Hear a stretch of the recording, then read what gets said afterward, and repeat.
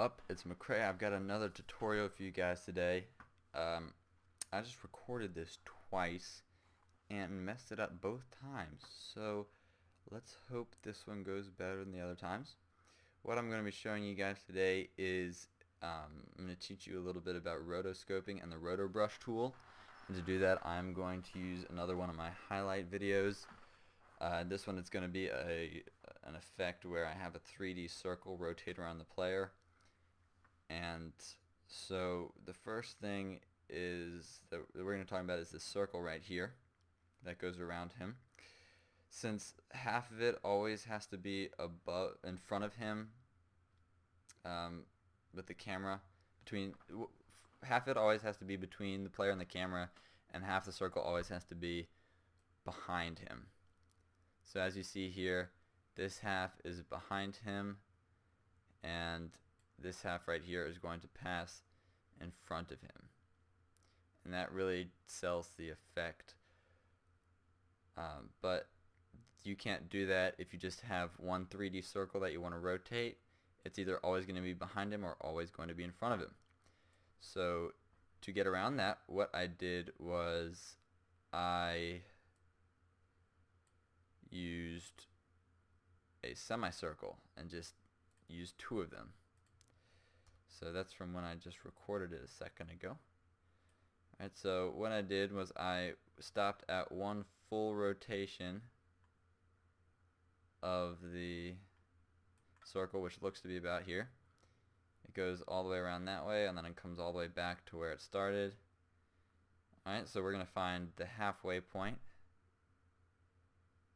which looks to be about right there. I'm going to hit Control-Shift-D, and that's going to cut that layer in half. Now, this second part, as you can see here, is going to be the part that passes behind the player.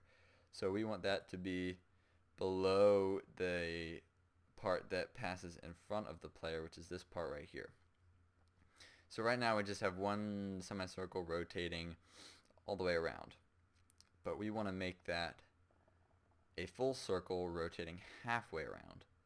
So what I'm going to do is I'm going to bring this over so the two parts line up. You see the scale's different because they are different parts of the rotation. So what I'm going to do is I'm going to reverse this layer right here, the bottom one.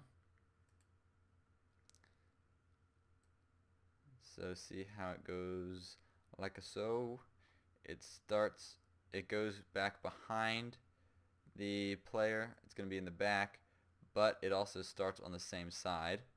So one more thing, we're going to go to transform, and we're going to flip horizontal. Now this isn't going to make it line up perfectly. It might if I was a little bit more careful when I did this and when I'm doing this right now, but it's just a tutorial, so I'm not going to try and make it final production quality, but this looks pretty good. You can barely see a little seam right there. There's always going to be a small color change because getting light on this thing was a pain, to say the least. And so it looks good right there at the end. That looks great. You can't see the seam at all unless you really look closely. And that is how I did one rotation. To do a second rotation, oh, actually, here, let me show you something real fast. We're going to make a new solid here.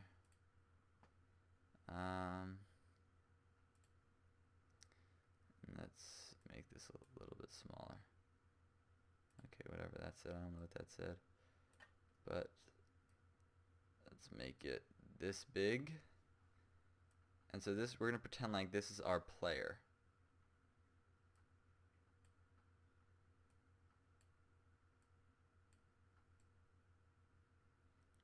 As you can see here, half of it stays in front of the player, so we put the player in between the two, and so half of it stays in front of him and half of it stays behind him. But this only does half a rotation. If I were to drag this out and do the same on this and try and get just another rotation in, then it's going to go backwards. It's gonna follow through in its rotation. I'll just solo these two so you can see it. Instead of stopping halfway, it's gonna keep going, but since it's still above this object, it's not going to look like it's behind it. So to look like it's behind it, it's going to have to be underneath where this one is. So to do that, we're going to take this object right here, Control D to duplicate it. We're just going to put it right at the end of this one.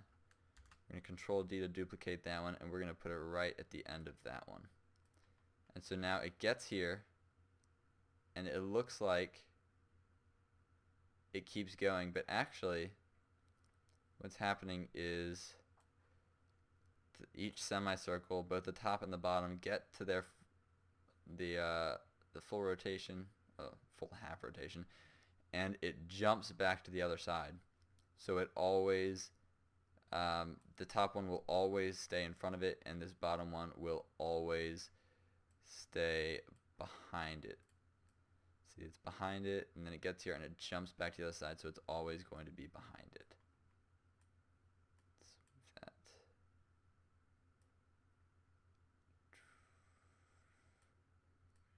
Okay.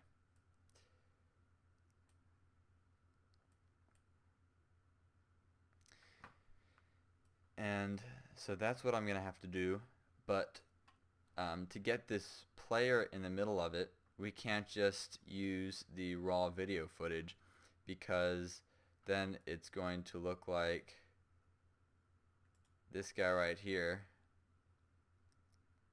and it's going to take up the full screen, so you're only going to be able to see half of the circle the whole time.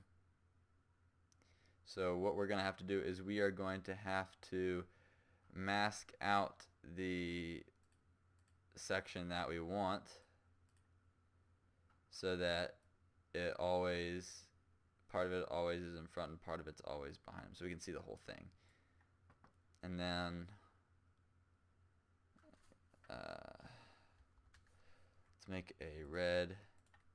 So we'll pretend red is the background in this case and black is the player. So it can either be always red the entire time, or you can see this player being cut out. So that is actually kind of confusing, I just realized, so I'm going to actually show you what I mean here. What I have right here is the raw video footage is all the way at the bottom, and so without the player in it, it just looks like, so you can see the player right now and it looks good because it's all in front of him, but as you can see here, it just stays in front of him. So what we need to do is we need to get that player masked out so we can put him in front of this back half of the circle, and I've already done that. Boom. So as you can see here, the circle passes behind him, and this is his layer right here. What I did was I took, this is the raw video layer, but I did some rotoscoping on it. And rotoscoping is going through frame by frame of a video and masking out an object. In previous versions of After Effects, what you had to do was use this mask tool right here, and you would make points, and then each frame you would move the point depending on how your object moved. But that's no good. That takes a ton of time. It's accurate and it works well, but it just takes forever. So there's a new feature called rotobrush, and that is what I did on this guy right here. Whoa. You see this pink line around him, but that's the rotobrush tool. What I do is, it's called painting. I just paint in green the area I want included in the mask, and then see how right here it got the background a little bit because the shaft of his stick and the background are similar colors. It's even hard to tell where it is with your eye, but if you hold down Alt, you see the circle turns red, and you paint that area, and it takes out the part you just painted red. And so you go through and do that frame by frame. When you move forward a frame, it'll recalculate everything to the best of its ability, but usually it will be a little bit off. You see here it loses parts of the helmet, so you go through, you missing some of his leg right here. That's no fun. Let's finish off his helmet. Get all that in there good. Perfect. Let's take a little bit out of this throat area. Come on. There we go. And finish off this last part of his shaft. Oh dear. We do not want any of that. Perfect. That looks great. Maybe get this in here, his sock. And it looks like this is a pain. And it does take a little while, but compared to the old method of going through and having to do everything with just moving each point individually, this is so much better. This is like, oh, it's just so nice. So you just go through and do that frame by frame, and you will end up getting something that looks like this. Okay, that somehow got in there, but that's okay. It's just gonna be that one part masked out. And as you see, I haven't gone through and cleaned it up, but I mean, that's a good idea. That's basically what it's trying to calculate on its own without me going in and fixing it. So I only did the first couple frames, and it looks like some of the frames worked really well. Other frames you can see it loses parts of it, and somehow this got included, and it keeps a nice track of that guy's head for some reason. Oh, but actually, yeah, that guy's head, as you can see here in the video, it's in front of the circle, and so I didn't want to put all this effort into making this effect look really nice and part of it go behind him and part of it go in front of him if it was all just going to be in front of this guy's head, and that would just completely ruin the effect. So what I had to do was I had to mask out this guy's head all by itself and put that, as you see here, that just goes above both halves of the circle. The player is inside the circle right here, the one that we're trying to look at, so he's got half of the circle above him and half of the circle below him, but this dude, since he's in front of the entire circle and the other player, he just has all of that underneath him. And so, yep, let's lock all this so I don't mess it up. And so in the end, you've got this one guy in the middle. Part of the circle rotates behind him, part of the circle rotates in front of him, and it's just a really nice looking effect. I really like that one.